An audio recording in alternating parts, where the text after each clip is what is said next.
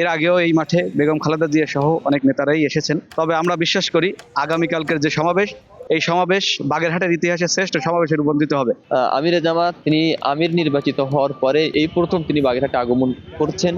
তার আগমন উপলক্ষে বাগেরহাটের শুধুমাত্র আমরা মনে করছি যে জামাত ইসলামী ইসলামী ছাত্র শিবির নয়, বরং বাগেরহাটের সর্বস্তরের জনগণের আগমন এখানে ঘটবে।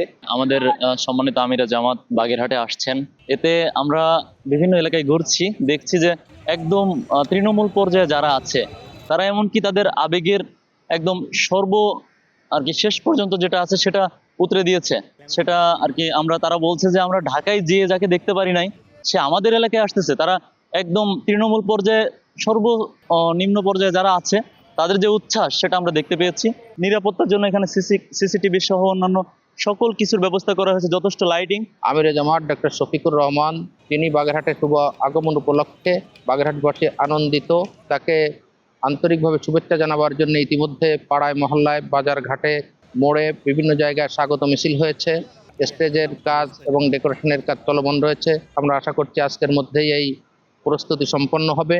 আগামীকালকে এই মাঠে এমন সময় লক্ষাধিক মানুষের মিলন মেলায় পরিণত হবে, এই প্রত্যাশা আমরা করছি। 72 ঘন্টা ময়েশ্চার লক সমৃদ্ধ লিলি বডি ওয়াশ শিয়া বাটারের গুডনেস স্কিন রিপেয়ার করে রাখে সফট ও গ্লোয়িং।